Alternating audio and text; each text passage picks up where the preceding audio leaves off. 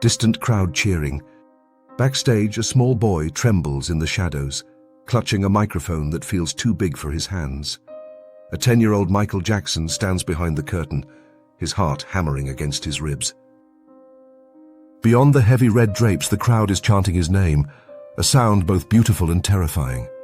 The lights are blinding, the air thick with expectation. His smile is bright, his voice pure. But deep down, he is scared to death of making a single mistake. Hello everyone, and welcome back to our channel. Today, we're diving into a story that changed music, culture, and fame forever. A story about a little boy who carried the world's expectations on his shoulders. A story of genius, pain, brilliance, and tragedy. This is the true story of Michael Jackson. Behind the curtain, he can see Joe Jackson, tall, stern, unblinking. His father's gaze cuts through the noise like a blade. Joe doesn't have to say anything. Michael hears the words in his mind anyway. You mess up, you know what happens. At an age when most children dream of adventure and friendship, Michael's world is about one thing: perfection. Michael grew up in a cramped house in Gary, Indiana, the 7th of 10 children. The house smelled of steel dust from Joe's factory job and the faint hum of music that filled every night. His father, a frustrated musician who'd given up his own dreams, saw talent in his children and decided their future before they even knew they had one. Playtime vanished. Laughter belonged to someone else. Rehearsal became religion. Neighbors peeked through their windows at night and saw 5 small boys moving like a single body, sweat dripping from their faces as Joe barked commands. One missed beat, one wrong step, and the belt would come down like a hammer. Love wasn't something spoken in this house. It came in the form of discipline, punishment, and fear. Late at night, Michael lay in bed, muscles throbbing, listening to his brothers cry softly in the dark. Across the street, other kids were still laughing under the yellow glow of street lamps, their bicycles clattering against the pavement. He whispered to the darkness, "Why can't we be like them?" He didn't know it yet, but this was the beginning of a life built on applause instead of play. During recording sessions, Michael would glance out the studio window, his heart aching. Kids ran freely in the grass, chasing each other, living a life he could only watch through glass. He pressed his palm against the cold window, feeling the weight of a childhood already slipping away. Tomorrow, he'd sing again. Tomorrow, he'd smile again. Tomorrow, he'd keep carrying everyone's dreams but his own. By 11, Michael wasn't just a child. He was the front man of the Jackson 5. On stage, the lights burned bright and his voice soared.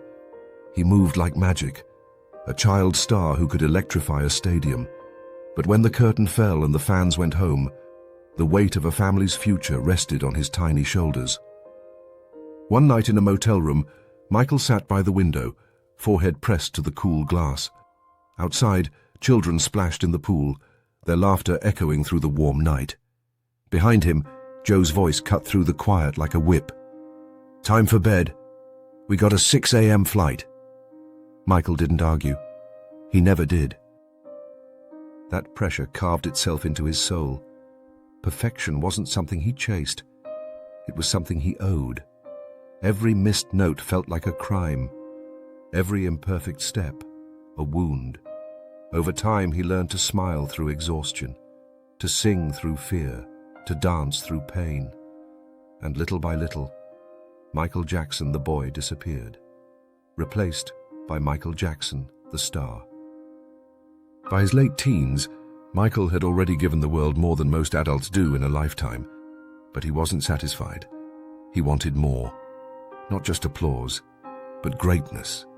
After the success of Off the Wall, he looked at his team and said, "I want to be the biggest and wealthiest star in show business." And he meant it. When Rolling Stone refused to put him on the cover, claiming a black artist wouldn't sell, the rejection didn't break him. It lit a fire. "Just wait," he whispered. "One day they'll beg." That fire burned late into the night in the recording studio. Michael began to obsess over every detail, not because someone forced him to anymore, but because he had internalized the need to be perfect.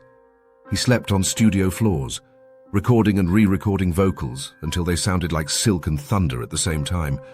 This was no longer just music. It was war. Then came Thriller, the album that would change everything. It wasn't just a collection of songs. It was a cultural earthquake. When the music hit the world moved. 7 top 10 hits, 8 Grammys. It became the best-selling album in history.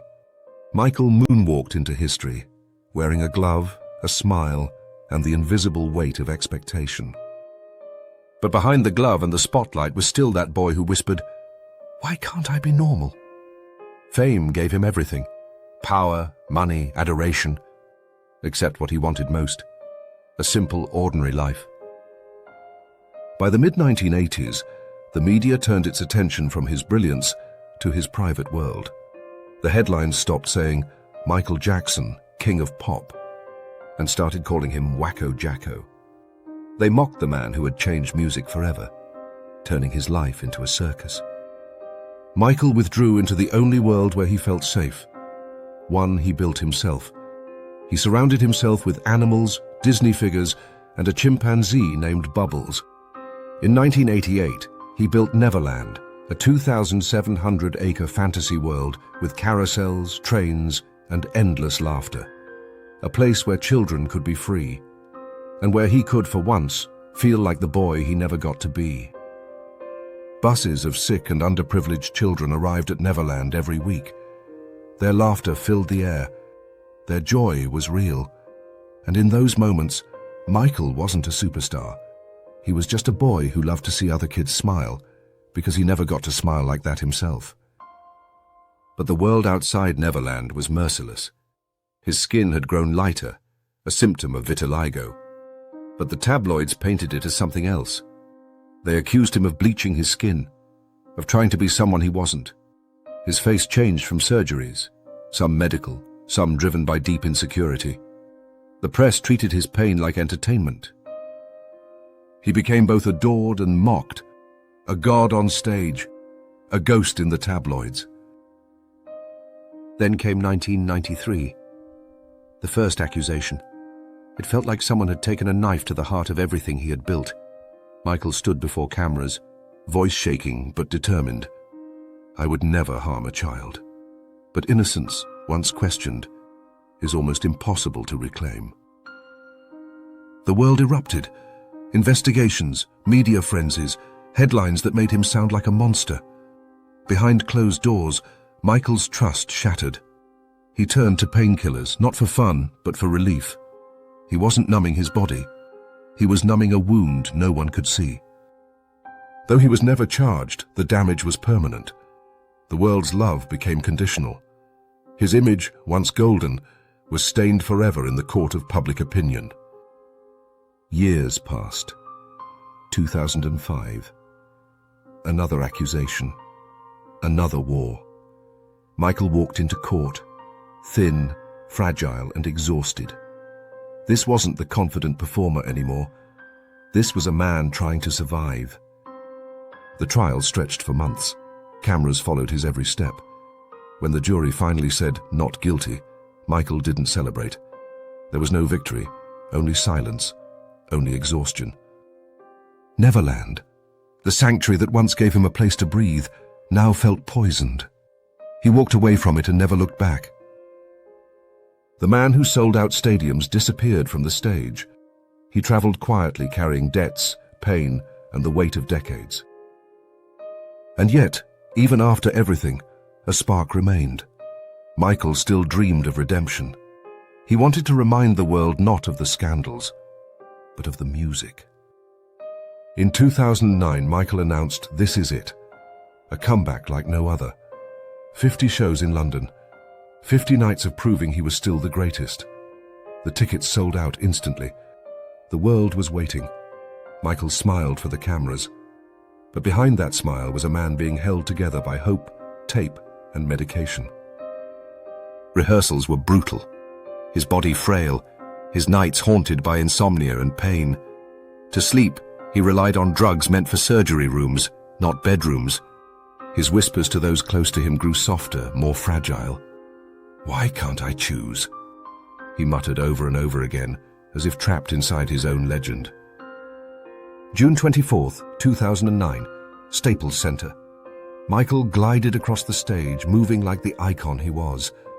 For a brief moment, it felt like 1983 again. The lights, the voice, the magic. As the night ended, he smiled and whispered, "See you tomorrow." June 25th, 2009. His heart stopped.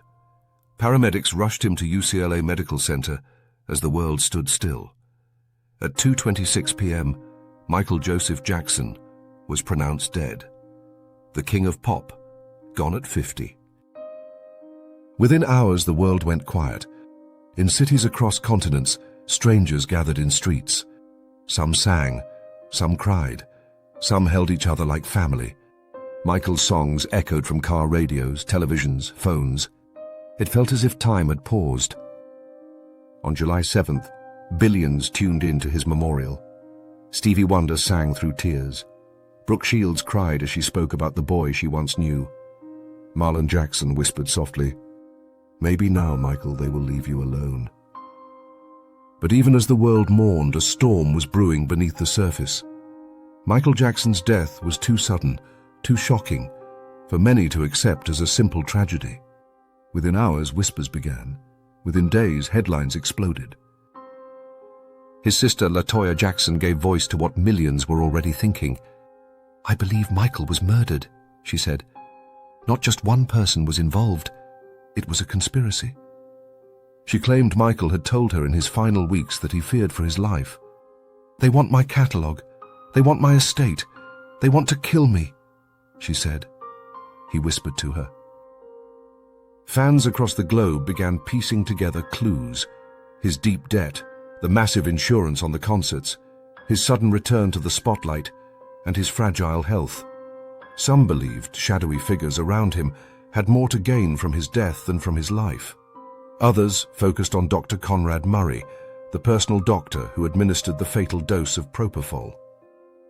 When Murray was charged and later convicted of involuntary manslaughter, many fans believed he was just the fall guy, a pawn in something larger. The idea of a greater plot, involving business interests, the This Is It tour, and Michael's billion-dollar music catalog, has never truly disappeared. There are even those who believe Michael faked his death entirely. They point to supposed inconsistencies in reports, mysterious figures in the background of family videos, and secret messages in his final recordings. Most of these claims lack evidence, but they've kept the conspiracy alive like a spark that refuses to die. And now, the question that has echoed for years: was Michael Jackson's death truly just a tragedy? Or something far more sinister? Was it a tragic accident? A carefully planned plot? Or a mystery we'll never fully solve? Tell us what you believe. Was it simply his time? Or was the king of pop silenced? To this day, some fans don't just mourn Michael Jackson.